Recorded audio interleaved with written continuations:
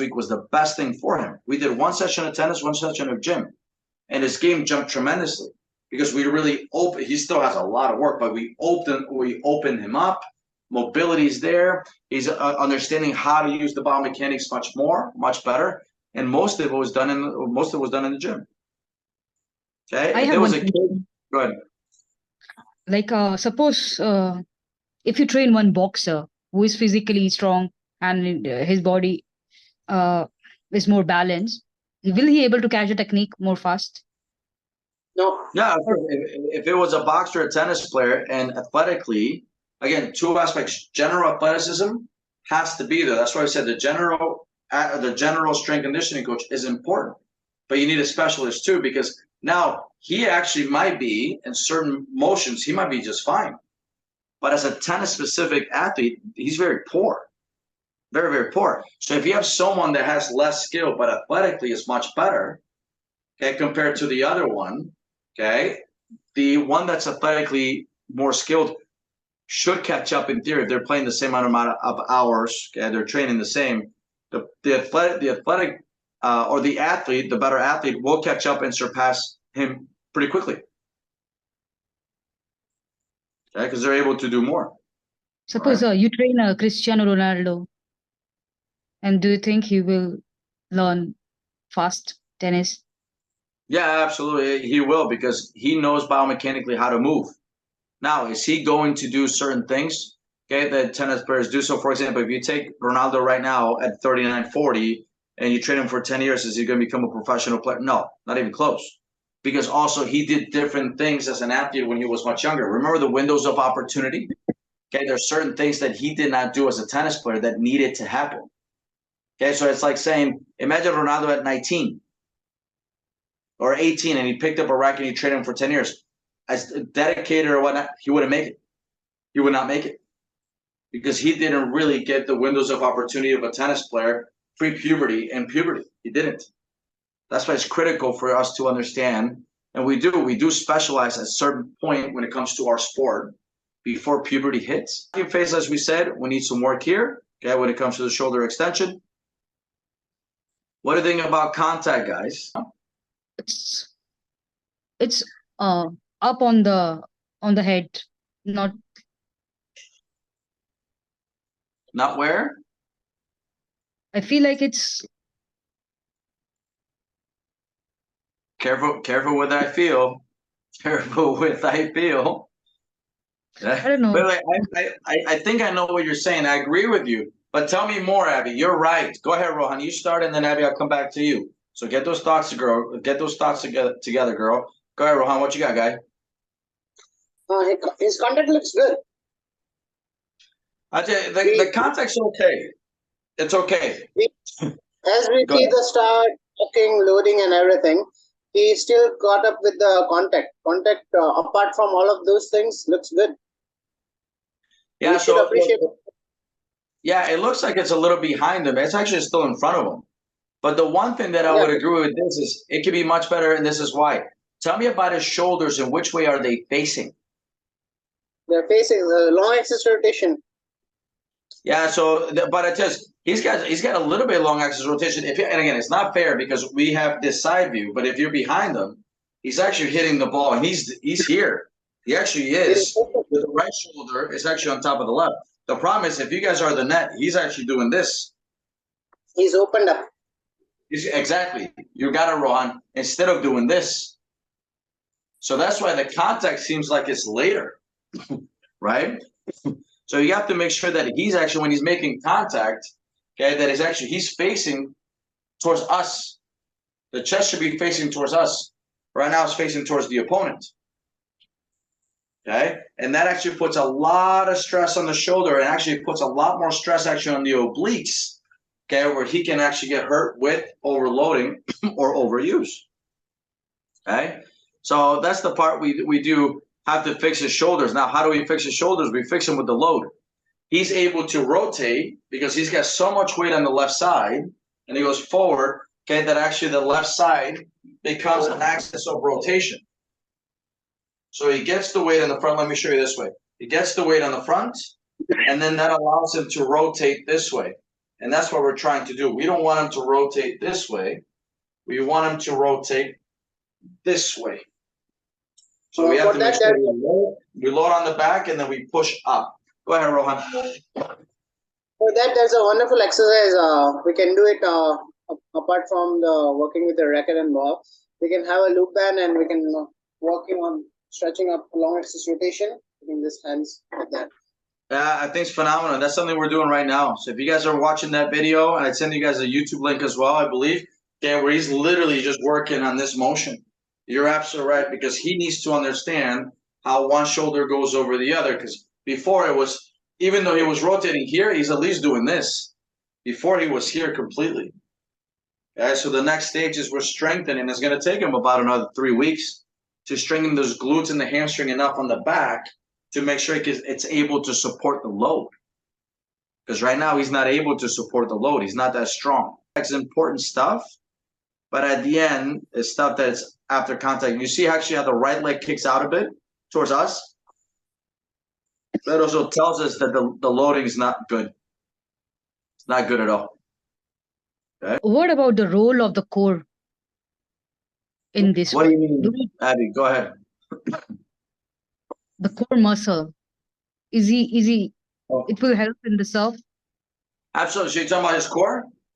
Yes.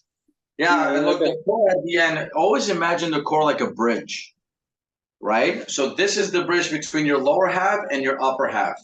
Okay, this is, by the way, your core, of course, are your abdominals, your obliques, and it's also gonna be part of your lats, and it's gonna be your spine. Okay, also with your glutes and your hips. So all of that is a bridge between the legs and the upper body.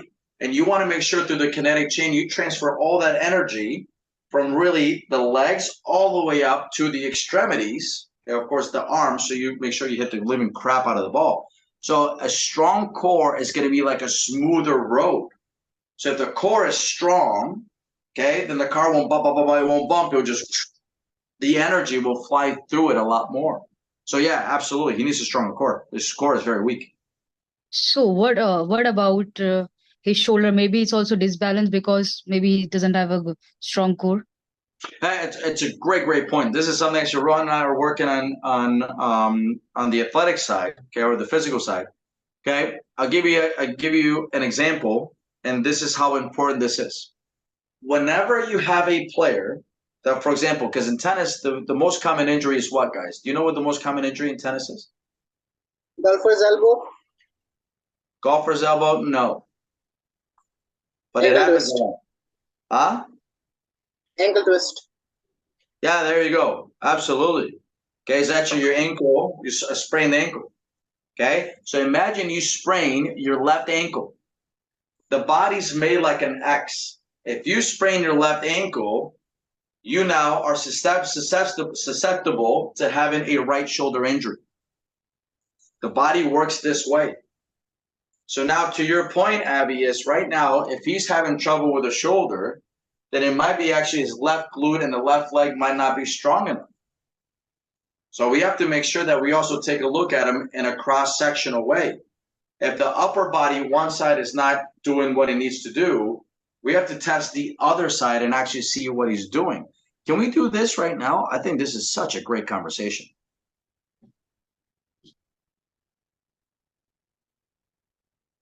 Tell me if screen. And what about the calf muscles? Those are extremely important with you. Okay, because we can look at the calf too. This is what I want. Then it seems like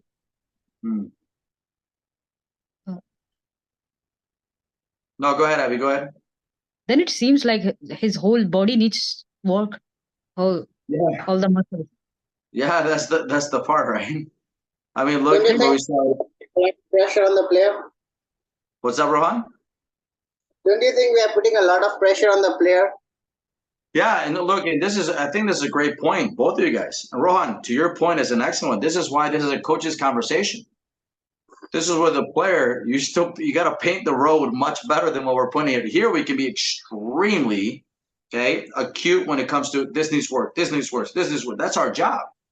But the way you communicate that with the player has to be steady. One thing we're working with Abby a lot, Rohan, or Abby, I think you're fine with me sharing this, is we're working on, you guys have so much information that the best thing a coach can do is shut up at times. Because I know we want to give information. They might not be ready for it. They have to pick up a skill, make sure the skill has a really strong foundation, and then you're able to put the next stage on top. So he said, look at what we're talking about with this player. The scapula right now is completely depressed, and actually it's coming up a little bit. It's almost like it's what is called a gull wing scapula. Okay, so you have that. But this is what I wanted to take a look at. Remember how we talked about the right side struggling? So the left side, you have to look at his left side. This is interesting because actually the hip abductor, you see how he's got, we talked about the right knee. The right knee comes a lot more in than the left, huh?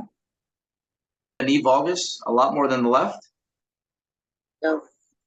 Yeah, because in theory, it should be if the right side really struggles a lot, then the left leg should really struggle. And actually, he's pretty decent on the left leg.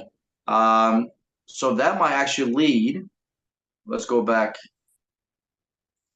to the back itself. A lot of times if you see, for example, this side struggling, so sometimes he's going to have pain right here. Okay, and this side should be pretty weak. But what we saw in the picture, actually, the left side seemed a little bit stronger. So I'll ask him tomorrow because he's has some lower pain issues when we first started. Because again, this is the stuff that he did before. He's got no lower pain issues now because we worked a lot and actually want his lumbar spine to stay neutral, to engage the thoracic, the middle of the back, and to engage the lumbar spine in the right way. So that's something he's working on. So again, you guys are bringing things up that I didn't even think about. This is really good stuff. Yeah. Professional players like the top pros, their body is more, balanced, but how they still get injury, even if taking so much care and then they have a right team. Yeah, it's a great point. Now let me start with this. Okay, how often do you see the players injured on tour? And by the way, everybody gets injured. Everybody gets injured. Okay, but if you look at now the top players, how often do they get injured? Nowadays, rarely. Yeah, I mean they all get injured. And they have, by the way, everybody's injured all year long. The question is that the degree of injury is very little. Okay, or again, it's just might be a tweak where they can take an afternoon off. They might take a week slower. Okay, and but they have their periodization is done so well they have time to recover. But when it comes to like serious injuries, they don't have that much because they really, really go through all these testing and screening that we're doing literally right now to make sure that they're able to really do what they need to do. Okay, so But to your Nadal point, go ahead. Nadal is withdrawing from all the tournaments. He's going on the side and withdrawing. It's because of his age. Well, it's two aspects. One, he's getting older, but two, he's had a foot deformity his whole life. Whole life go ahead. Injuries were the part of his life. So on and off all the day he had the injuries. Yeah, because part of it also is, remember, he's had some knee injuries in the past, and that's part of the deformity of the foot. Okay, where he's not really aligned, but that's something that's just genetic. Now, he is gifted with his VO2 max. His VO2 max is above any normal human being. We knew this stat 20 years ago. Okay, we got this stat when he was 14. I was very lucky to be working with Emilio Sanchez, and they did actually some of his testing, and his VO2 max was off the charts. So he's able to last forever.